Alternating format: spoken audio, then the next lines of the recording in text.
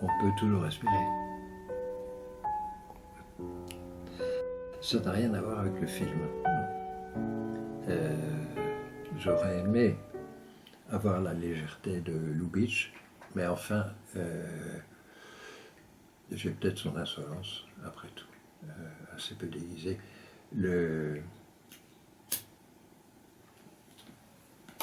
Bon, c'est comme d'habitude, c'est un journal de travail, c'est-à-dire qui est fait du tout venant, à la fois des choses de tous les jours, et dans les choses de tous les jours, ce qui prédomine, c'est quand même le travail. Enfin, le reste n'a pas beaucoup d'existence. Et tellement que je m'interroge sur mon rapport à la réalité, en constatant, mais j'en fais part un peu dans le livre, parce que je suis, disons, les affaires, et puis l'état, je trouve, tout à fait inédit de la République dans laquelle nous vivons, enfin, bon, qui a beaucoup changé depuis l'époque où nous faisions nos études, etc. Bon. Et on finit par ne plus rien comprendre, enfin, à la réalité, telle qu'elle nous est présentée. Enfin, on ne sait plus très bien où on est. Bon. On entend des discours qui sont hyper techniques, enfin, sur l'administration du pays, mais plus rien sur de ce qui tenait disons, à ce qu'on appelait une morale, enfin, autrefois, qui était au fond organisée par les tensions des partis, des options, des idéaux, des choses comme ça. Enfin, tout ça semble absolument liquéfié. Enfin, et on a l'impression de vivre dans un monde hyper technicien, enfin, en quelque sorte, très spécialisé, enfin, sur les finances, surtout, à vrai dire, sur les circuits d'argent, de rentabilité, des choses comme ça. Et on s'en fout là, enfin, moi je ne comprends pas du tout. Je crois que je ne comprends plus rien. J'essaie de comprendre. Alors, bon, quand on parle de démocratie, alors moi je crois que je ne veux plus dire grand-chose. La République est une forme, en effet, de vie dans la société. Alors, démocratie, alors, je suis retourné à mes classiques, pour lire un peu les Grecs, qui ont beaucoup produit la question, qui ont inventé une forme d'État. Tocqueville, enfin, qui a été un théoricien très important et qui s'est beaucoup interrogé sur l'invention de la démocratie dans un pays qui n'avait pas de passé national, enfin, qui était les États-Unis, et qui se posait des questions sur l'avenir de la démocratie dans les anciennes monarchies, bon, avec des choses très complexes qui, semble-t-il, ne sont toujours pas résolues. Puis d'ailleurs, je crois que Tocqueville n'est plus lu maintenant que par les Chinois, enfin, en tout cas par les gens qui font des études de sciences politiques. Bon. Alors, il y a tout ça qui se mélange. Si vous voulez, il y a un malaise un petit peu nouveau, pour moi. On a l'impression que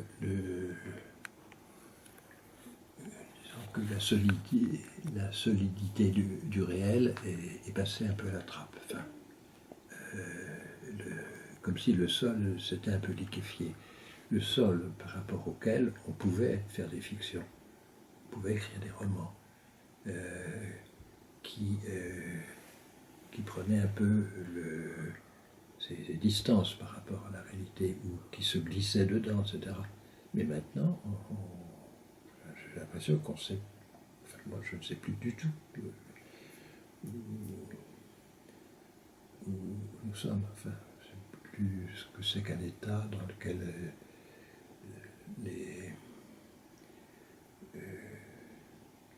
disons,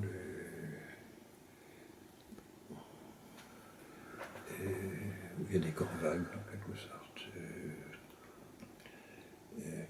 On gère des problèmes de vie, de survie, de futur, de fin du monde, de choses comme ça. Enfin, avec quelque chose de très symptomatique, c'est-à-dire une amnésie progressive, en quelque sorte. Il y a une perte de mémoire, voilà, du passé relativement récent et du passé ancien total. Enfin, pour preuve, enfin, les réactions absolument lamentables qui ont eu lieu lors de l'incendie de Notre-Dame. Enfin, bon, si on avait écouté les émissions de télévision faites à chaud, pour résumer, le message était c'est un sale coup pour notre Disneyland, n'est-ce pas? Bon. Et cette cathédrale qui a été inventée par Victor Hugo, en gros, c'était le message. Bon. C'était d'une nullité totale. Alors que, bon, évidemment, le roi qui a fait construire, c'était Louis VII, après nous avons Louis IX, c'est très important.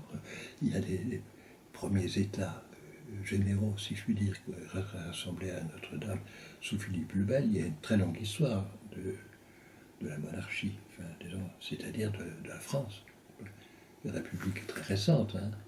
Elle date au fond de la Commune, bon, telle que nous la connaissons, avec ses différents... Bon, parce que bon, il y a eu, après la Révolution, il y a eu quand même l'Empire, de restauration extrêmement difficile. Enfin, bon. Et puis un second empire, etc. Bon. Et donc, comme si les locataires oubliaient totalement ce qui s'était passé avant.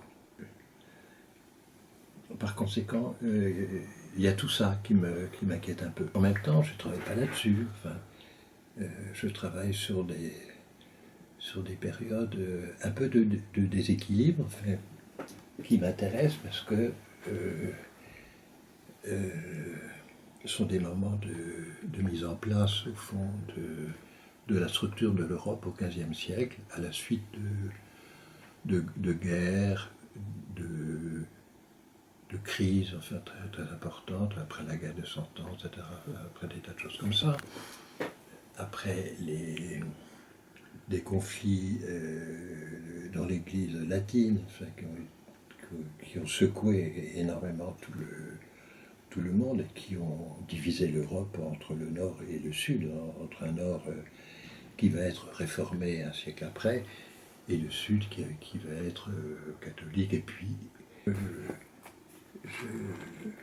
je ne peux pas m'empêcher, entre deux paragraphes qui traitent de problèmes théologiques médiévaux, de dire qu'est-ce qui se passe autour de moi là, je ne comprends pas. Qu'est-ce que c'est que cet état à la fois liquéfié et puis fortement encadré. L'avenir est derrière parce qu'on ne le voit pas, mais le passé est devant. C'est le travail du matin.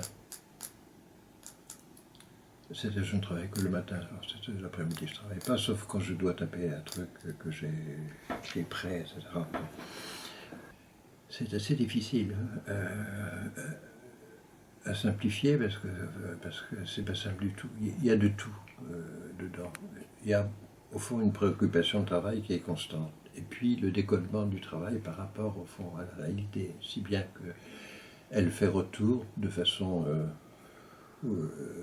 burlesque, comique, surprenante de temps en temps, ou futile. Bon. Mais c'est d'abord le travail d'accompagnement et de mise au point d'hypothèses de travail sur un sujet compliqué. Bon. Sur un livre compliqué, si bien que ça fait quand même la troisième main courante consacrée à ce travail, à tel point que je ne sais pas si j'écrirai jamais le livre, parce que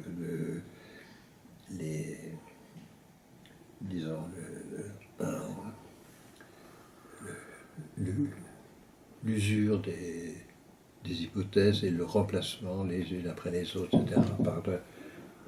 Oui, alors, au fond, l'intérêt et l'utilité d'un journal de travail que, d'abord, on ne sait pas ce qui va arriver, parce qu'il y a quand même des surprises comme quand on lit un dictionnaire des étymologies de Vossius, il y a des choses qui nous font partir, comme ça, bon. Il y a... et puis il y a une euphorie du travail, je veux dire, qui permet d'inventer de temps en temps quelque chose. Et puis, il y a quelque chose qui remplace la méthode, qui est la discipline. Je n'ai aucune méthode, je n'ai pas de méthode de travail, mais je n'ai qu'une discipline qui vaut aux méthodes en quelque sorte. Alors, bon, ça permet de faire mûrir les sujets et puis parfois de les abandonner, comme certains fruits qui sont trop mûrs et